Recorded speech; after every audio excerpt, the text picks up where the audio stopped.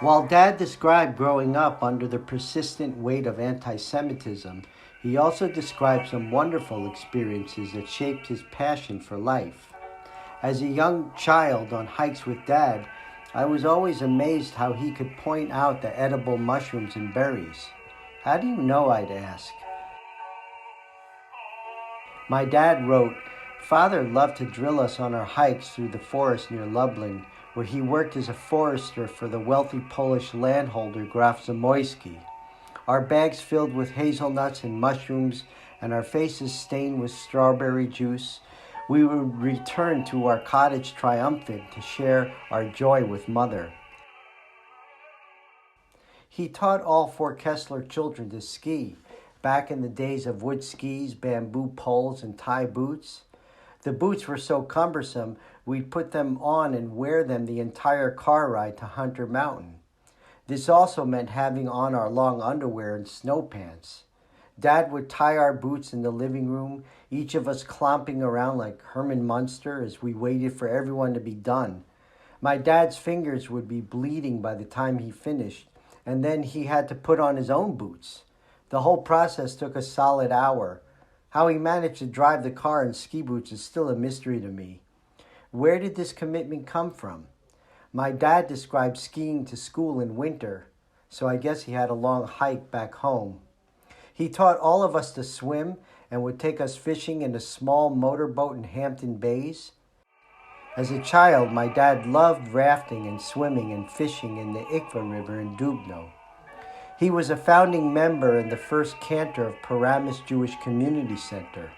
When I was a child, we'd sometimes drive to Brooklyn to listen to the great cantor David Kosovitsky at Bethel Synagogue in Borough Park.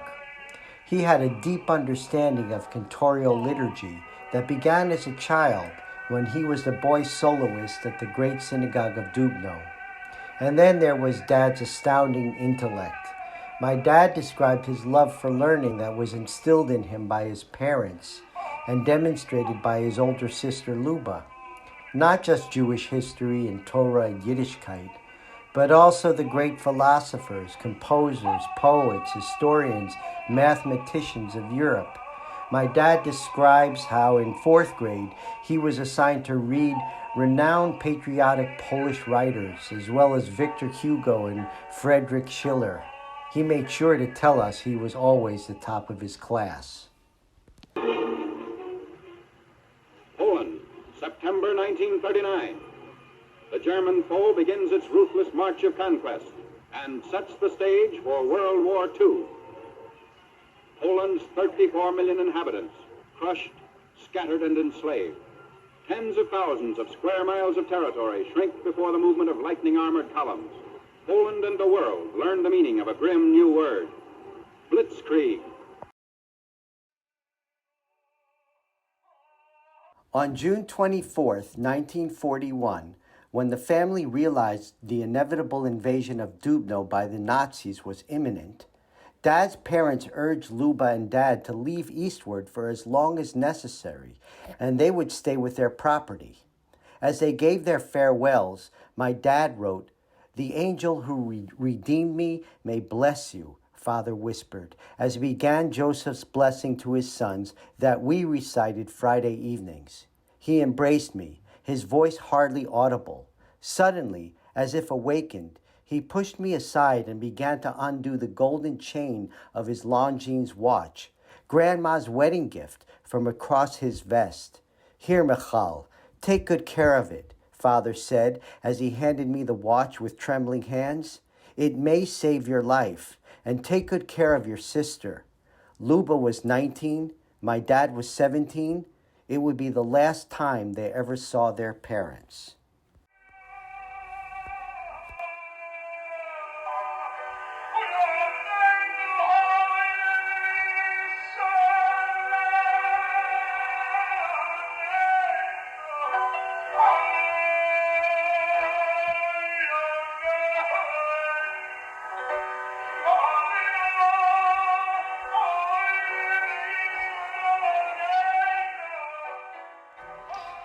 In August 1942, the Germans were nearing Aksai, Ukraine.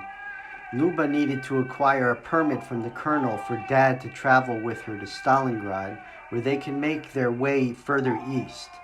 Dad wrote, Luba told me that she described to the colonel our precarious situation, how she feared we would be killed as Jews if the Germans conquered Aksai.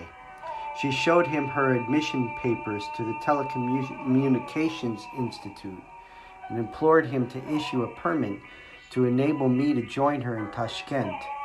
He hesitated, but Luba put the golden watch chain on his desk. She explained that when we left our home, Father had given us the golden chain, expressing a wish that it might save our lives, and that we would be delighted if he would accept that gift, since the permit might indeed save our lives.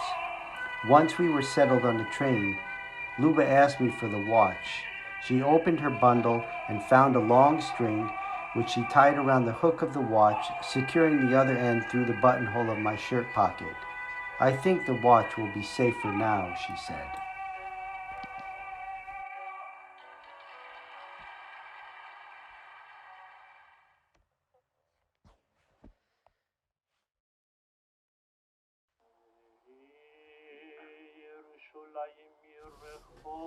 In August 1942, war was raging in Stalingrad, and soon Luba and my dad needed to leave. My dad waited on a long line to board a ship leaving towards Astrakhan on the Caspian Sea, while Luba went to purchase tickets.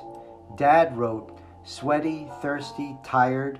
I closed my eyes just for a moment to relax and dozed off, jarred by a violent jerk in the tearing of the shirt pocket that held the watch. I saw a lean, short teenager running away. I jumped out of the line and began chasing the teenager who, faster than I, melted into the crowd. Just like that, my dad lost his place in line and the watch. Luba, of course, with their lives at risk, was furious. The next morning, however, the local newspaper had a huge front page headline, "Ship hits mine, all perish." The same ship they would have been on if my dad did not lose his place in line. My dad wrote, chills shot through my body as I remembered Father handing over the watch to me with trembling hands just before we parted. Did Father's prayers prevail so that the watch saved our lives, or was it just an accident? Perhaps Father was watching over us, I reflected, bewildered. A few weeks later, they managed their safe passage eastward towards Tashkent.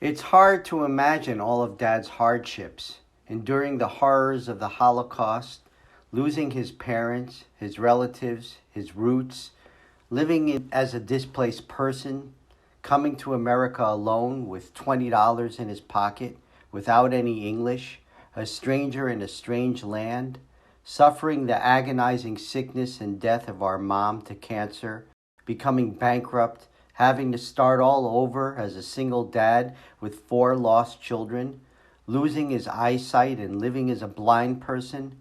I often joked, Katz had nothing on Dad because he lived more than 9 lives in his one lifetime. And yet, he refused to give in to despair. He lived as a perennial optimist, always engaging fully, always producing, always expressing his creativity. He was driven by the unwavering belief that the ultimate way to honor his parents and all that loss was to live his life like a blessing. He ends his book, Shards of War, with letters to his father. He wrote, "Tati, I feel I'm bursting with desire to do well."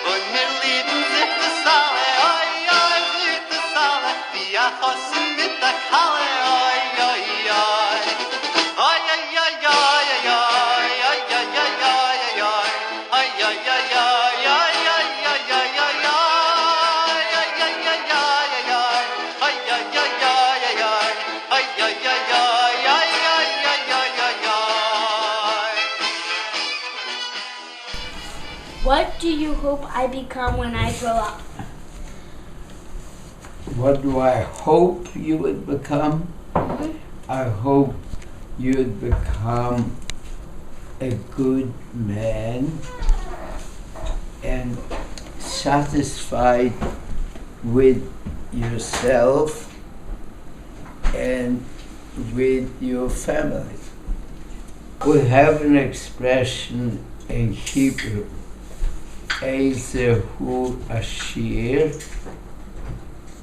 who is a happy one, the one Sameach Bechelko, who is satisfied with whatever he is, provided he takes full advantage of who he is.